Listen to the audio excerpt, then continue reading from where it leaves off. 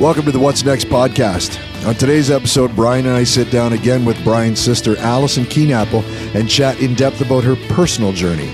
We discuss domestic violence, abuse, and addictions.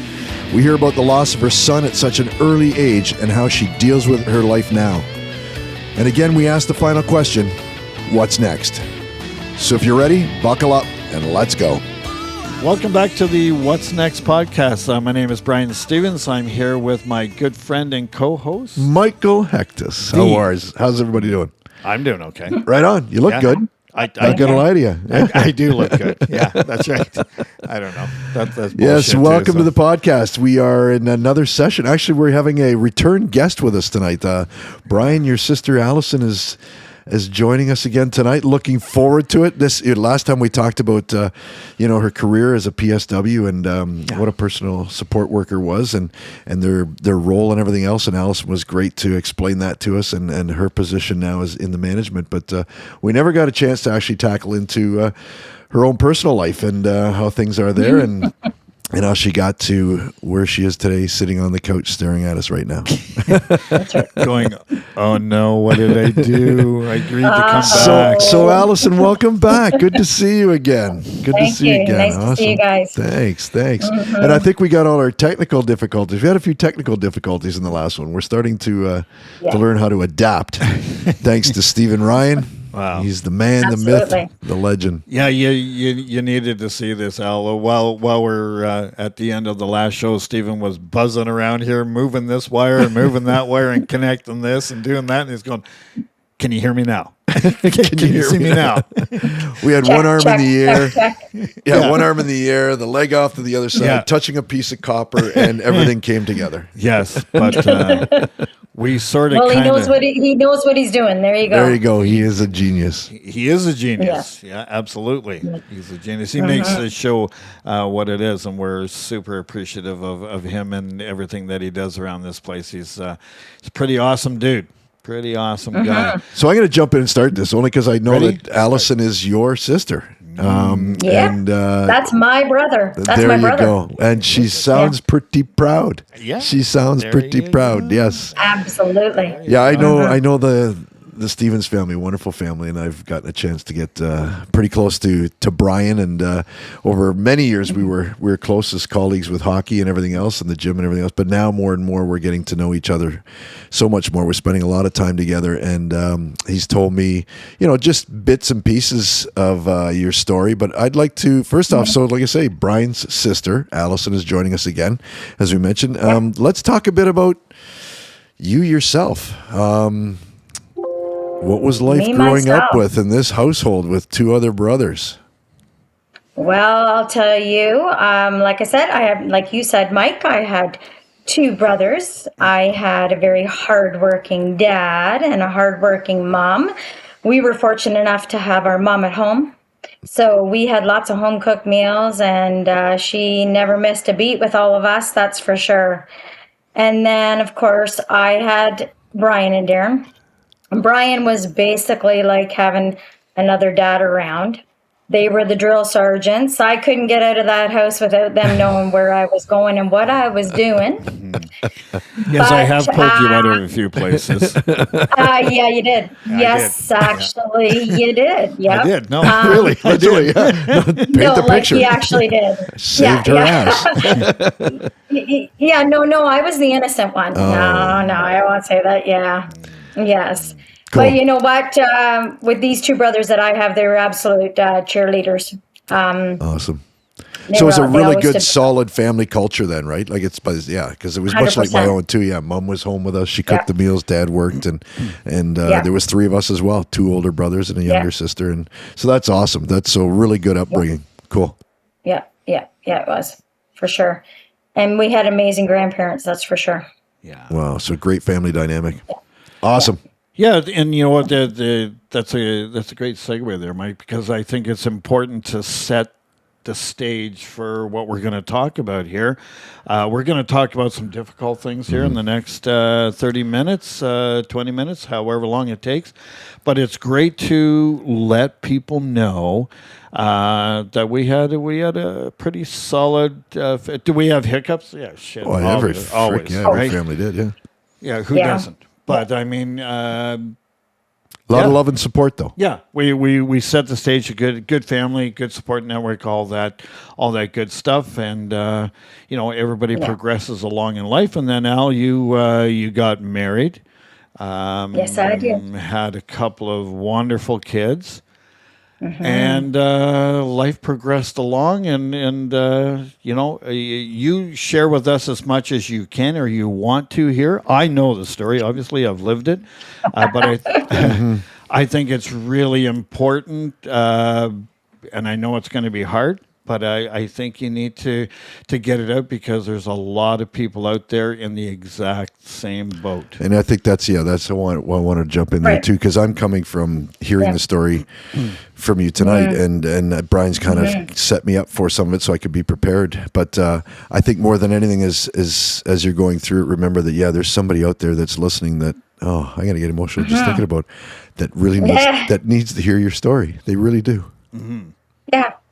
Yeah. So I got married, had that typical white picket fence marriage, and had, Take a breath.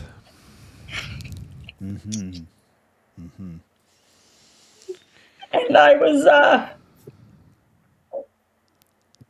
very fortunate to have two amazing kids.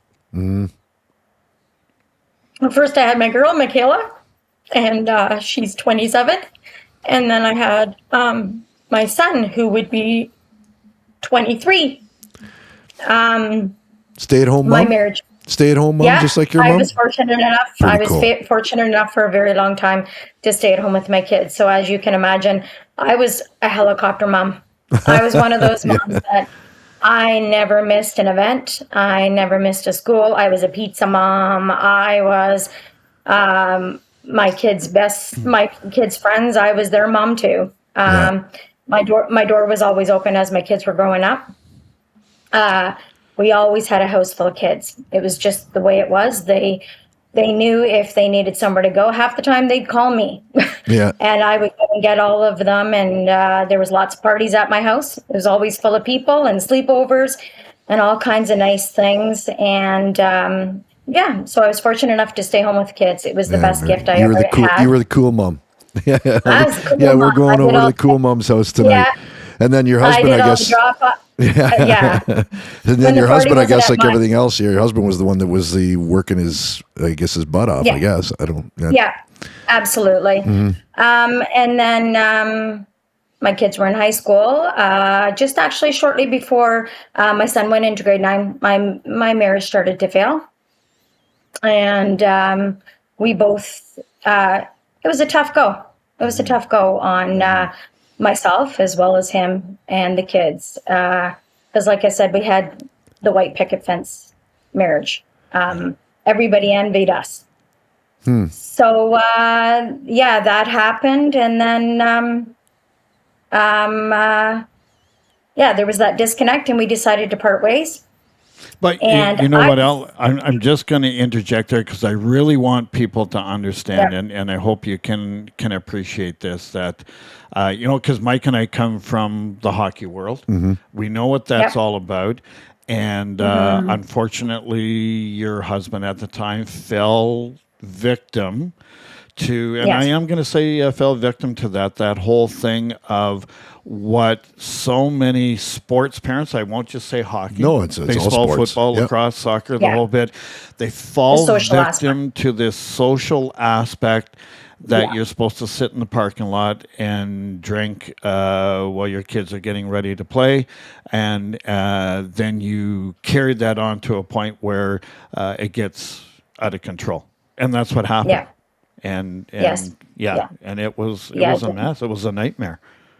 Yeah, it definitely was. It was very tragic. It was hard on my kids. It was a really, really, really mentally, physically, financially hard go. Yeah. Yeah. And then we ended up having to sell the house. Well, I ended up having to sell the house, actually, and that was a tough go because of the financial issues that were attached to the house. Right. And that all came attached back to an addictive personality on the behalf of your husband and falling victim Yeah. to the social aspect of alcohol and what goes together with the whole sports things. And it just... he went from a guy that had the solid house, he had a good business going, the whole bit, and then things just went for a shit. Well, that's what I was going to say. I was going to ask, because you had mentioned that. Like myself being an entrepreneur, I'm was that main breadwinner, and my wife as well stayed home with the kids. She drove them to gymnastics, she drove them to figure skating and everything else, and I was the guy that was my business, and he was the same. It was his own business, right? And so like he was responsible for his own business, and with everything else, it fell apart. Yeah, 100%. Yeah.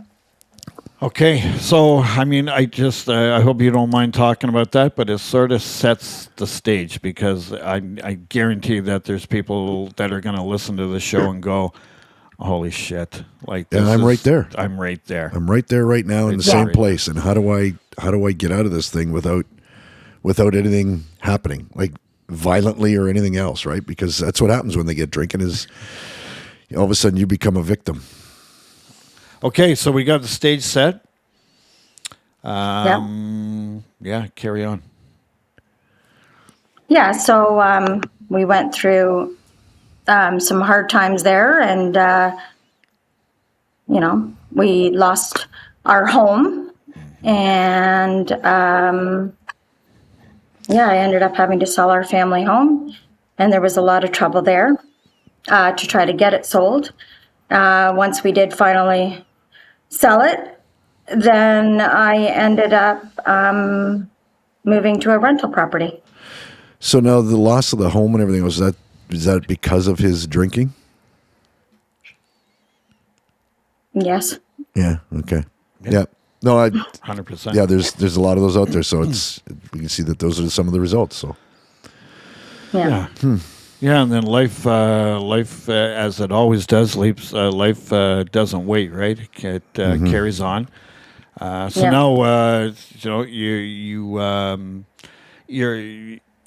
Michaela's a pretty independent woman, strong woman to say the least. Like most of the women in our family, they're pretty strong, strong-willed people. So. She's in her own relationship and she's moving forward with that, and Noah came with you. Yeah. Noah and Michaela both actually came with me. Yeah. And Michaela didn't stay too long. She's a strong personality, so she moved on her way. How old was she at the time? Pardon me? How old was she at this time? And Noah? Michaela would have been 19. Okay. Yeah, I get it. Yeah. And Noah he was 18, and she went on her way, and then they moved in with me, but then Michaela didn't stay too long, like I said, and away she went, and then Noah remained with me at home. Yeah. And then, like we said, this is going to be a tough one, but you're a strong lady, and you're going to get this out, and you're going to help an awful lot of people here. But so life is progressing along. Noah's you're starting to collect your life again, the broken pieces, and Noah's progressing along like a young man. He was a big hockey player. He was a plumber. Yeah. He got on with a great company, Dean Lane. We'll put a little shout out to them. Yeah, shout out to Dean Lane. Great support group. And he was doing some great things. He was moving in the right direction with so many things, correct? Yeah, and he was proud to be the man of the house. Yeah, that's great. Yeah, absolutely. He liked taking care of Michaela and I. He thought that was the end all be all, is to be able to come home and be the man, right? There you go. Wow. Yeah. There you go. And then it happened what happened. So tell us what you can, what you will. Okay. So, So after Michaela moved out, of course, Noah stayed at home with me. And he became a successful plumber. He was actually 19 years old, and he was hired on with Dean Lane, and he was the youngest apprentice to be hired on with them. So he was, very successful in that department. Awesome. And he gathered all kinds of friends around him and shared his life with his mom. Him and I spent probably, I can't say every waking minute, but pretty much every minute of every day together. He shared our dinners together. We went out for our breakfast together. We did family things together. We partied together.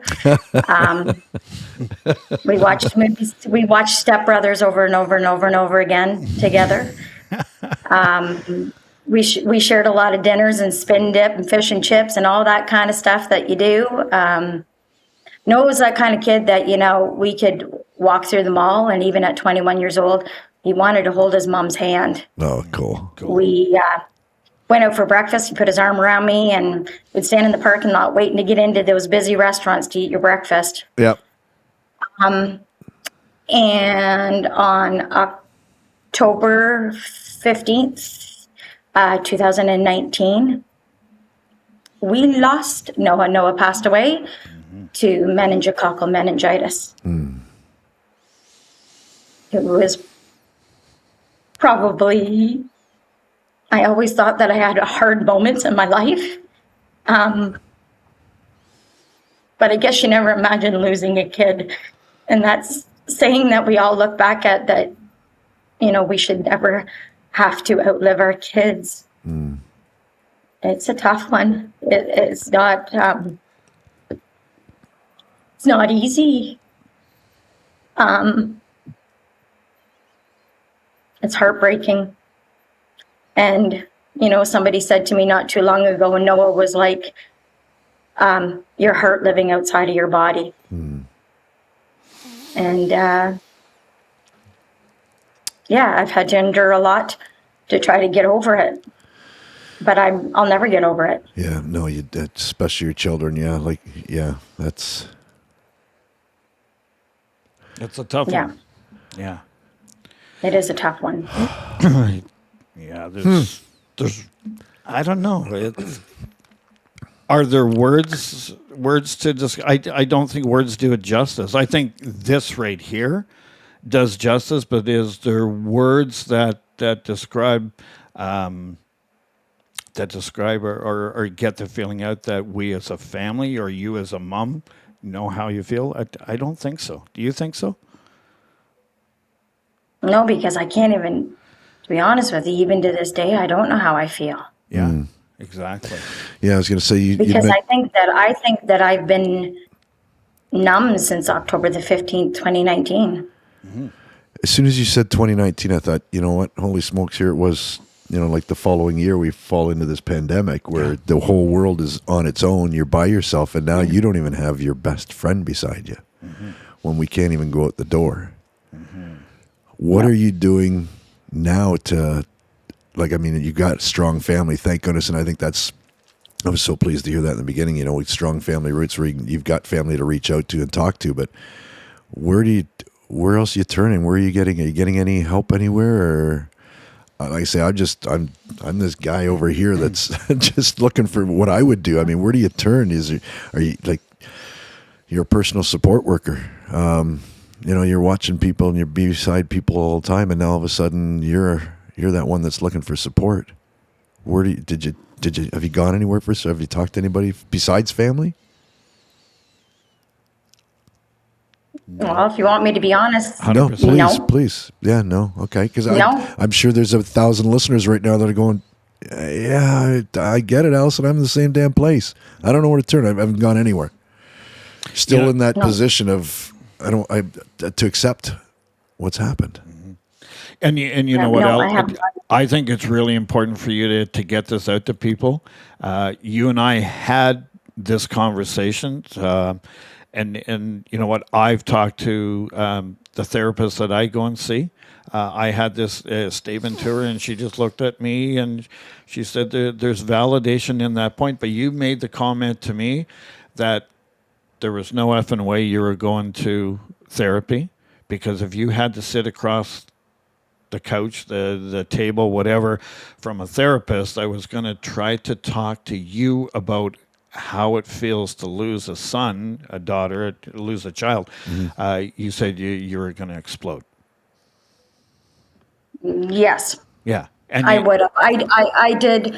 I actually went and spoke to, I actually forgot all about this till now. I went and spoke to a counselor once after I lost Noah.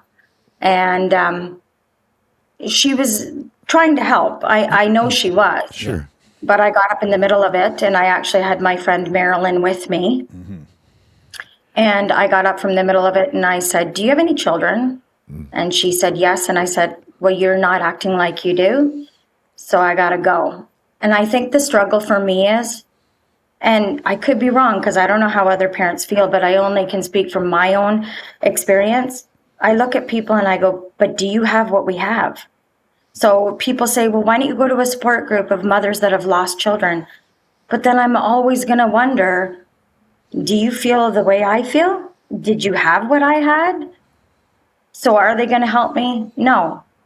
So have I sought any counseling since then? No, I haven't sought any counseling whatsoever. And I think that's a fair statement. I really do. And like I said, Absolutely, I yeah. talked to my therapist that I go see for to help me with the PTSD, and like she just said to me, she goes, "No, it's a very valid point that your sister has." So I think it's important to get that out to people that are struggling, that are going through not exactly, but very similar to what you've gone through. They can get through this. They don't have to go and sit and talk to somebody about this, but Exactly. I think it's important to talk about it. And it took us a long time as a family, as you and I as brother and sister, but it took our family unit a long time to be able to talk about this. And we do to today, but it's just little steps, little steps. Yeah. Like to say that we actually sit and talk about it. No, like you and I and Mom. I'll give you a perfect example. Sure. My brother was down from Barrie this past weekend. Yep. And I was fully prepared to sit with my two brothers and my sister-in-laws and have an evening. But at the end of the day, I couldn't do it because I was talking to myself and saying, "Yep, it's all good." But then I was imagining, okay, but are we going to be able to go there? Right. I need to go there. I don't know if they can. I don't know if I can, but I need to go there. And it's in the room. Like, you know what I mean? He's sitting right here beside me. So how can we not recognize him because he's sitting right there? Yeah. Wow. Yeah.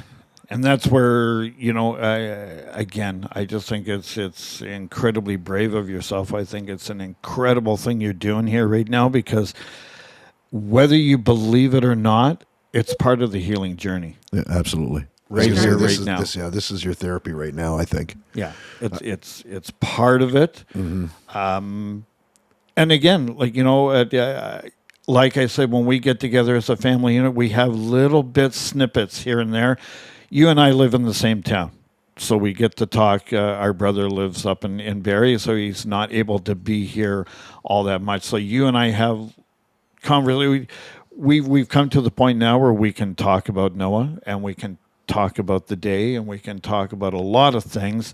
But you're right. We as a family unit, and he's been gone since October 2019, and what people need to hear is that it's so damn hard, today, and we can't even go there today.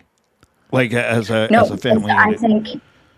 I think the last time that we were that family unit was that day, because we were all at the hospital that day. Oh yeah, yeah. And yeah, we camped out there for that day. We were there for however many. I don't even remember how many hours. It was a long time, but But yeah, you're right. That was the last time we as a unit were there. So now it's, you get together as a group, and is it emotional? It goes to the utmost in emotion, like almost instantly. Yeah. When we start talking about it. So Here like I say, I'm listening in, and I think this is, like I said, just hearing your story is even helping me, because I look at it. There's always that elephant in the room for certain situations with your family, and you don't want to talk about it.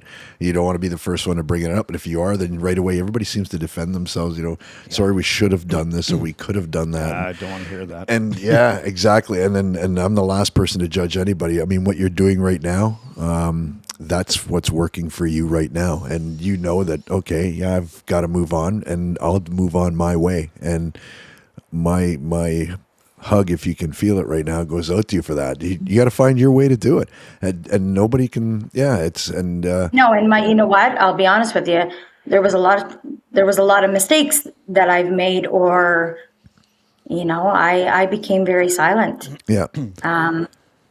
I became in my own little dark world. And I remember I was on the phone to my cousin one day sitting in a Tim Hortons, and I called her and I said, the trees that always had leaves on it before, I don't see them. And then I said to her, I'm not looking forward to winter. I'm not looking forward to summer. I just don't want any of it unless I can have Noah. And then there was, of course, times where I wanted to go be with Noah. Yeah. No, I totally understand that. I totally understand that.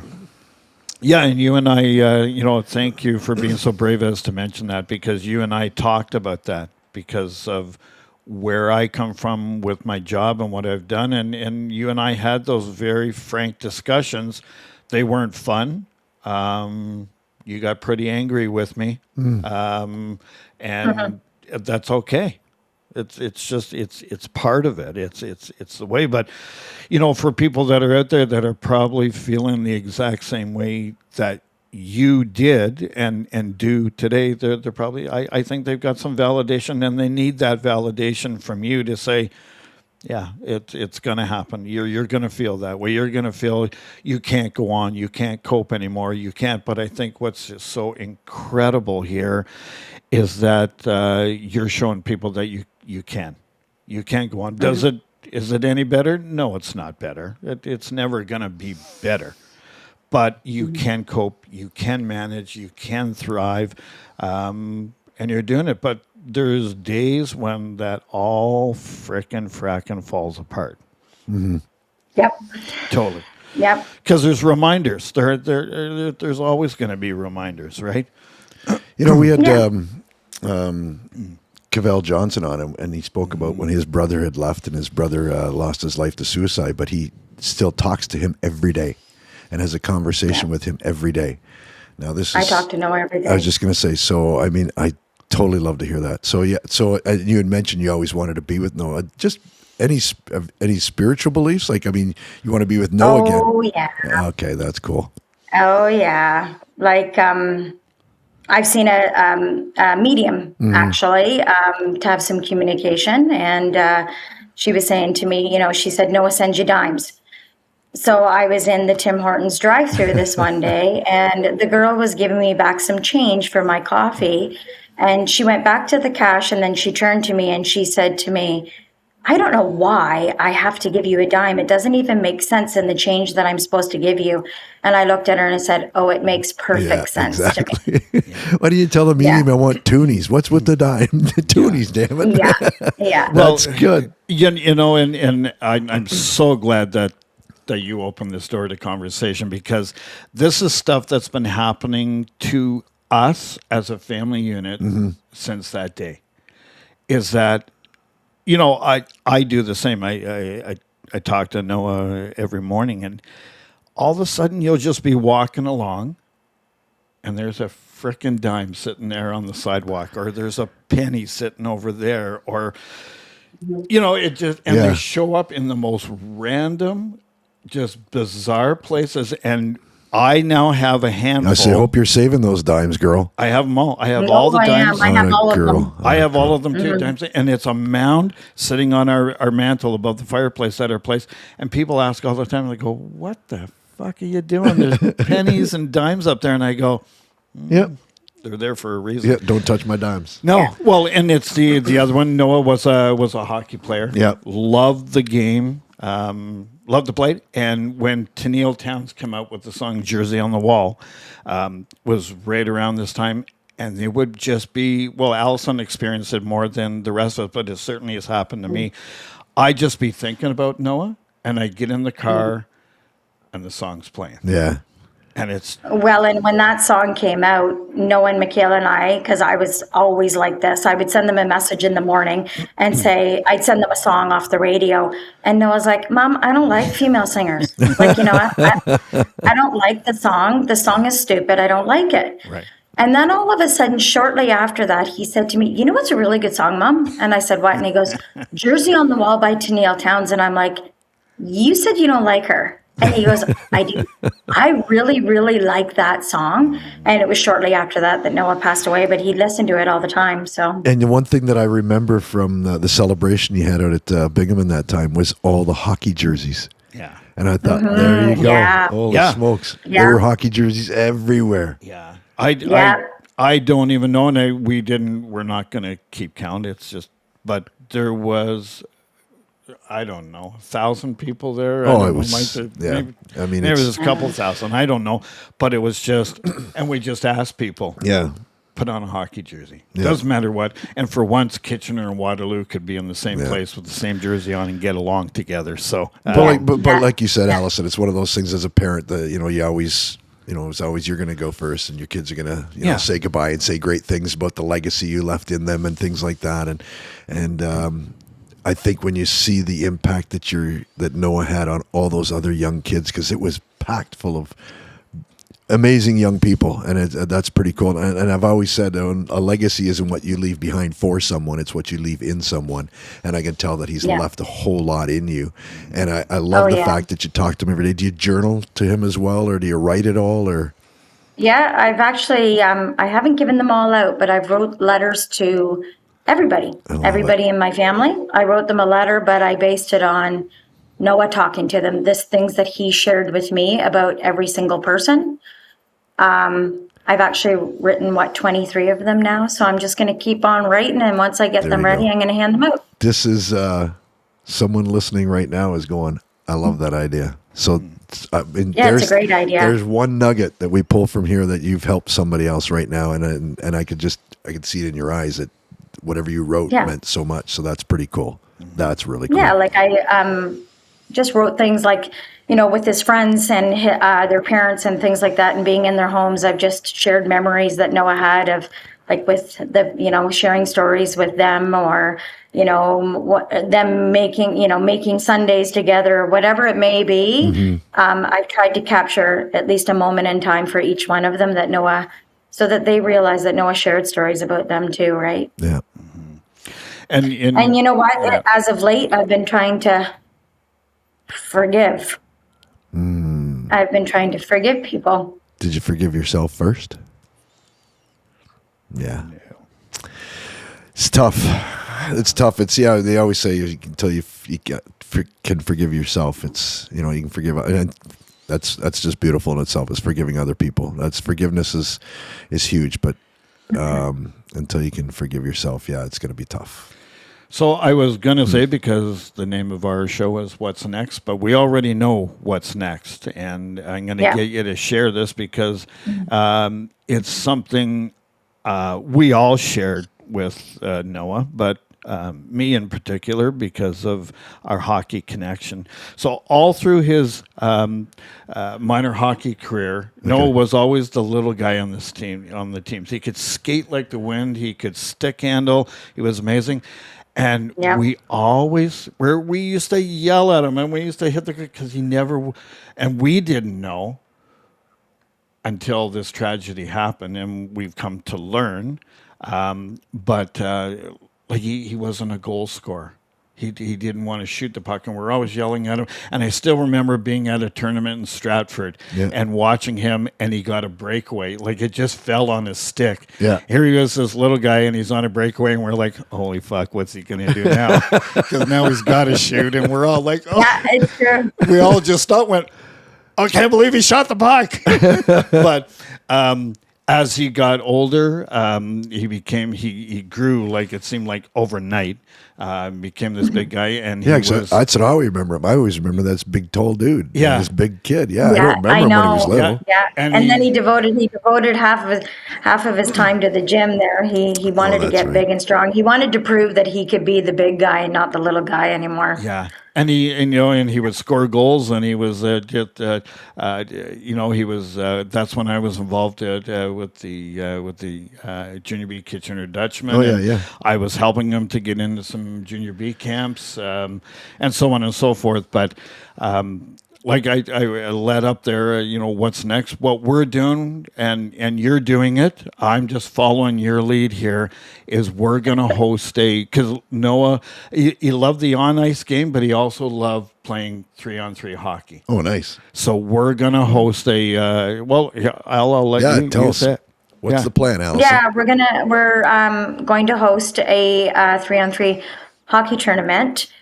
For Noah, there'll be 21 teams because Noah passed away when he was 21. Nice. There will be no score because Noah never liked to score goals ever. You've thought this Noah, through very well. Like I'm talking for pretty much more than half of Noah's hockey career, he never scored a goal. Yeah. But then he started to, and he absolutely loved it. He just didn't like the glory of the game. So he liked to set up the play, but he didn't like to score them.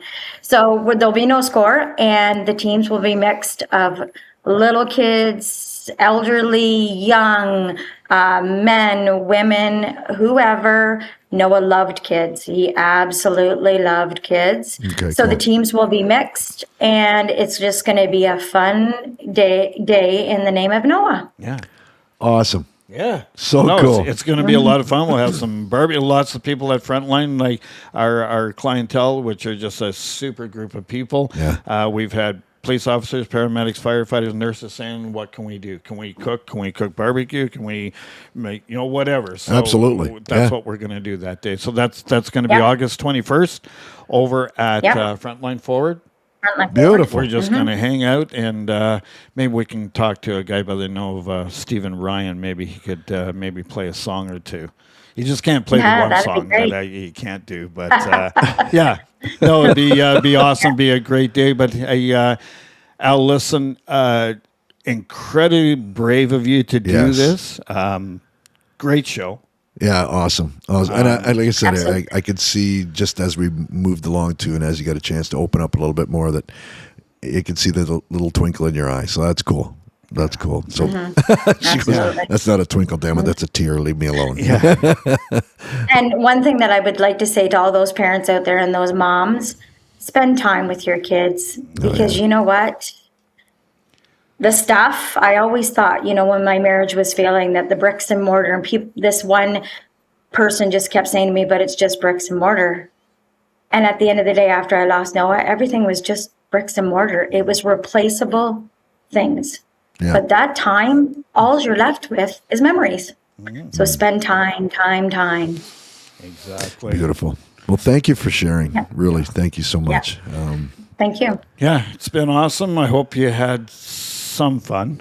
I know it wasn't all fun, but I think it's. I think this is just another step in your healing journey, and I hope people reach out to us here at Frontline and saying, "Listen, I got to talk to that lady," and I hope that maybe you can talk with them and help them along with whatever they're dealing with. So, again, thanks everybody for listening, and. Thanks, Brian. Okay. Appreciate it. Allison, thanks very much. Everybody, again, thanks for hanging out with us, and reach out if we can at least guide you and send you in the right direction to absolutely for some help. So thanks very much. Peace out. Peace. Okay. We're out of here.